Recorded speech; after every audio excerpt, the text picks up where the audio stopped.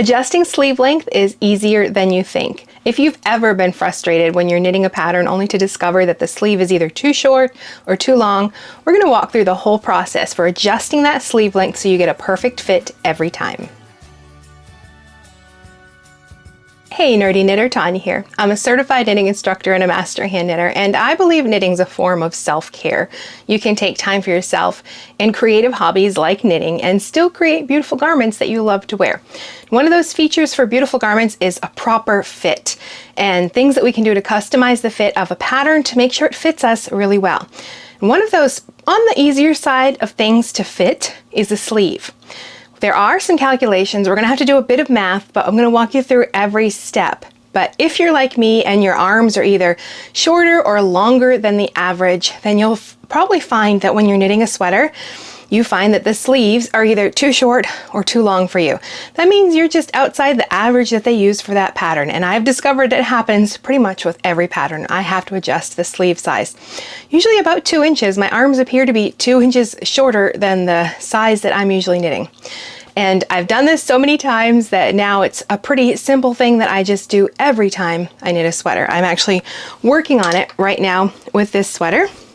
Working on the button band now, but the sleeves are all done. I'm going to walk you through all the calculations that I did to adjust the sleeve length because I had to take 2 inches of length off this sweater, so recalculate all of the shaping rates. I'm going to show you exactly how to do that so you can fit your next sweater and make sure that those sleeves are just the right length for your body. So we're going to divide this into 2 parts. First of all, we're going to do the numbers and the calculations you're going to have to figure out. We're just going to list them out so you know what you have to do this for yourself. Then in the second half, I'm going to walk you through this process with my sweater, like exactly what I had to do to recalculate this sleeve length. I had to make it 2 inches smaller, and I also reduced the circumference at the wrist. So lots of things to recalculate there. But first, we're going to walk through what you need. The first thing you need is your 1-inch stitch and row gauge. You need to know these numbers. So if you have the same gauge as the pattern and the pattern has that gauge listed in 4 inches, you're going to take that 4-inch stitch gauge, divide it by 4, and this will give you the 1-inch stitch gauge. And then you'll repeat this for the rows or the rounds. And it's the same if you have a different gauge and you're following a pattern but your gauge is not the same, use your gauge. But you need to know your gauge to the inch. And we're going to use those numbers to recalculate everything else. Then we need to know our sleeve circumferences in stitch counts. So we need the stitch count at the top of the sleeve and we need the stitch count at the wrist. The one at the top of the sleeve we should already have. If you're knitting a pattern and it has sleeve stitches already, then you know what that stitch count is. In my case, I'm knitting a top-down sweater, so I had to put those sleeve stitches on hold, finish the body, and I came back, put the sleeve stitches back on the needle, had to pick up stitches at the underarm, then I had all the sleeve stitches, so I knew exactly how many stitches I had. So that was done. The next thing is to calculate the sleeve stitches at the cuff. So if you're just going to follow the pattern as is for the circumference of the sleeve, then just use the stitch count that's already there. You need to know that stitch count that you end up with at the cuff. But you can also change this number. In my case, I thought the cuff was a little too big. I didn't want it quite so big, so I reduced it by a couple of inches. And if you want to do that, just measure your wrist, and then you want to add an inch or 2 of ease. And I have a pretty bulky yarn, so I went with 2 inches of ease, but you don't want sausage casing. You don't want it so tight on your wrist. So you want some ease in there. So measure your wrist and then add a couple inches of ease. And then you're going to take that number and multiply it by your 1-inch stitch gauge. And this will give you a rough stitch count. But we can't stop there. We have to think about what pattern multiple do we need? What pattern stitch are you ending with? In my case, I had some 1x1 rib, so I had to make sure my number was an even number. That was easy enough. I think I had to round it up by 1 to make sure I had an even number. So if you're doing like a knit 2 purl 2 rib, then that's a multiple of 4. And it depends on what the stitch pattern is. You might have to move that number up or down. And it really doesn't matter. You could make it a little tighter, a little looser, just to get it close or get it to the exact multiple that you need for whatever stitch pattern you're going to be ending with. So now we have those 2 numbers. We know the stitch count we're starting with at the top of our sleeve, and we know the stitch count we want to end with at the bottom of our sleeve. Now we have to figure out what the difference is. So that means we're going to take the one measurement and subtract the other measurement. and that tells us how many stitches we have to get rid of. And then we have to think about how that sleeve is going to be shaped. In most cases, you are taking out 2 stitches on every decrease round. It's generally like you have a marker at the beginning of the underarm and you're decreasing just after that marker, working around the sleeve, and then decreasing just before you end the round. So you're decreasing by 2 stitches. So hopefully the number of stitches you have to decrease is an even number. If not, then you can add another stitch somewhere, change something, because you have to make sure it's an even number, because in most patterns you're going to be decreasing by 2 on every round. So we have the stitch count at the top of the sleeve, stitch count at the bottom. We've subtracted that stitch count at the bottom. That tells us how many sleeve stitches we have to decrease, and hopefully it's an even number. And then we're going to divide that by 2, because that's how many stitches we're decreasing on a decrease round. So if we take that total number of decreases, divide it by 2, that will tell us how many decrease rounds we actually have to work. Remembering that on every round we are decreasing 2 stitches. That's why we divide it in half. So we've done half the work already. We know the stitch counts we need to have and the number of shaping rounds to get rid of those decreased stitches. Now we have to figure out how many rows or rounds we have to actually do all of that shaping.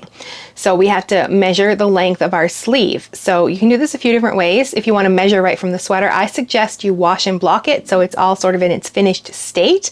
And then put it on and measure from, like, in my case, I had like the stitches were on a needle. So I just measured from that needle down my arm to where I wanted the bottom of the sleeve to sit.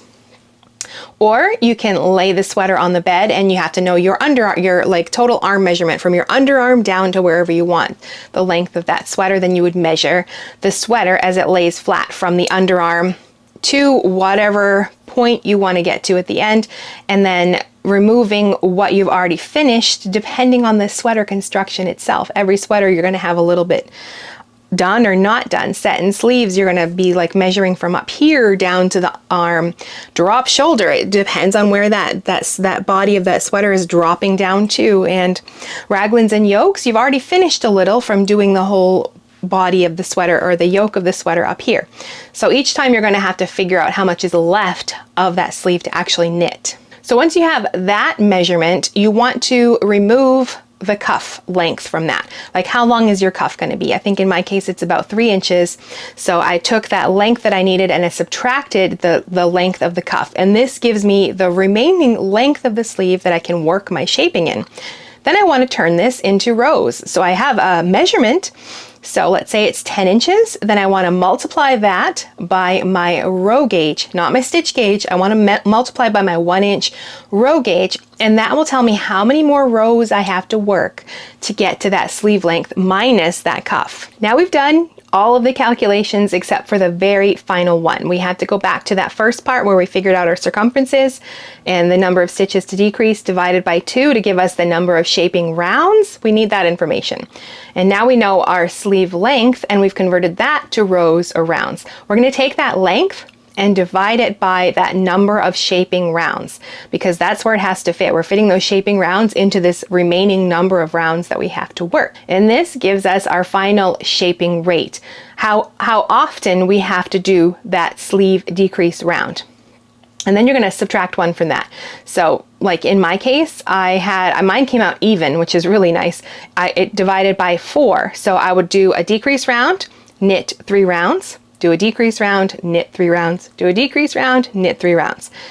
Most of the time it's not so equal and we have to sort of fudge things a little bit, but that's where we want to get to. We're going to find out what that shaping rate is. So those are all the calculations that you're going to need to know. I'm going to put them all here on the screen. Take a screenshot so you can save this information if you want.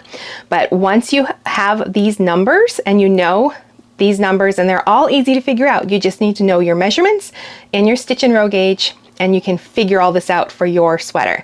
Once you have that, then you can calculate or recalculate the sleeve length for your sweater. Now, before we dive into the process of me walking you through exactly how I did this with the sweater that I'm knitting right now, I want to know about your custom fit experiences. Do you have issues with sweaters? Like, are the sleeves too short or long? Or is the armhole depth always too short or too long? Or what happens with your sweaters that you wish you could customize? It would help me to know what other videos videos I should make on this topic. And personally, I have to do quite a lot. I have larger busts, so I usually have to add some bust shaping.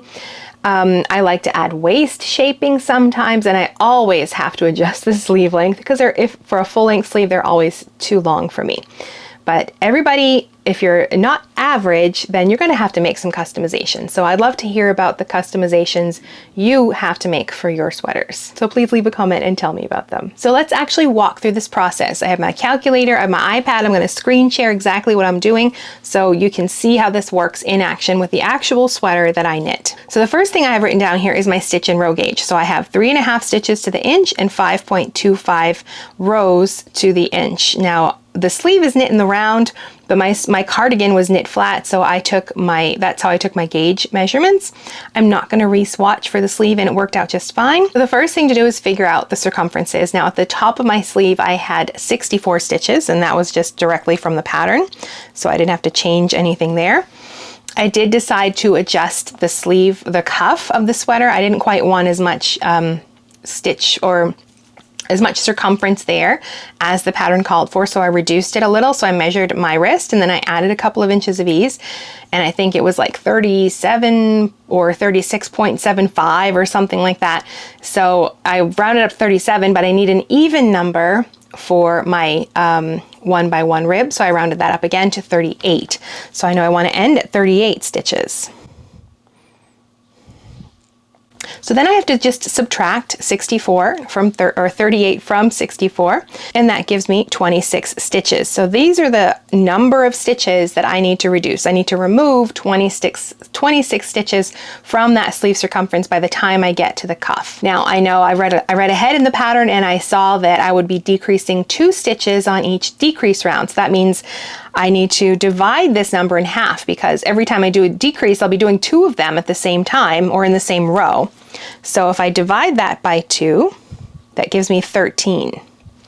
So I have 13 rounds where I will be decreasing stitches. So I'm going to remove some of this and we'll work on the next part. So that's the first thing we need to know.